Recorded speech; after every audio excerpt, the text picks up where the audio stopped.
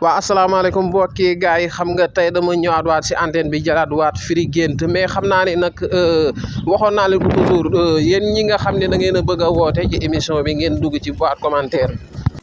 waaw ngeen mën a dugg ci boîte commentaire bi ngeen jël foofu numéro bi pour ngeen ñëw mën a wax li ngeen gént si émission firi gént bi yaa ngi dégg pour normalement leeral ko mais nag naa ñëw ci cumbukaay ndax ndomba yaa ngi ci kanam damay ñëw jël ko léegi ñëw xam nga yaa ngi comprendre damal gars yi matt bi mu leer. xam nga gars yi dañoo bëgg xaalis tey moom gént xaalis la ñuy wax yaa ngi dégg tey ci loolu la ñuy ñëw yaa ngi dégg mais fekkee tamit mun ngeen dem YouTube xam nga ngeen def firi gént vidéo bi génn ngeen suivre ko comme ni ngeen koy suivre TikTok YouTube baa ngi ci kaw yaa ngi comprendre wala boo duggee si biir TikTok bi rek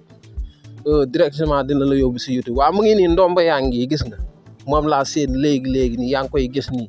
xam nga tey boo xoolee góor ñi nañuy takkee ndomba def bagage def ay muslaay jigéen ñi tamit ñooñ lañ war a def di takk ay téere lu góor ñi di def yëpp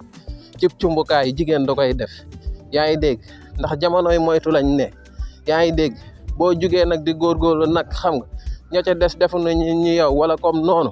mooy loolu jinne bu ñëwee day doon sa xarit mooy loolu bu dee xam nga ay noonante la ak ay yooyu dana mën a am accès ci yow waaw moo tax nag góorgóorlu waaw léegi nag dama koy expliqué dafa am benn waajoo xam ne daa woote woon si antenne bi moom nee na sag bu yeewoo suba teel xam nga benn xale day ñëw xam nga dajale ay billet xaalis ñëw jox ko nee na moom loolu la géntu quoi nee na moom nag saa yu géntee booy boobu rek ci suba gi bu yeewoo dañuy dajale alal ju bëri jox ko léegi su ko géntul xam nga journée boobu kenn du ko jox koppar day dëgër maanaam moom loolu la wax quoi léegi loolu leeral wala si xam nga parce que mun nga gént tey xaalis xam nga affaire yooyu noonu mun nga gént xaalis moom loo ci gént bu dee fekkee sax néeg ba mu fees la loolu da nga koy am après waaw pour muy leer la ñi nga xam ne dañoo bëgg xaalis ay 100 francs 1000 francs téeméer 400 mooy noonu xaalis loo ci mën di gént rek da nga koy am mais am boo xam ne nag day xaw a yàgg jël ay jour tuuti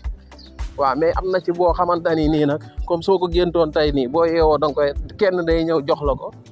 wala boo liggéey ci journée bi loolu ngay am kon nañ bàyyi xel loolu bu baax ba bi gént xaalis nañ faral di ko laaj gars yi di leen ci leeralal wal waaw xam nga yow boo toogee nga naan non man damaa ragal a wax xam nga damaa ragal a woote nit ñi di ma xamal wala non télé la rajo la xam nga léegi yow soo ragalee tamit li nga bëgg doo ko am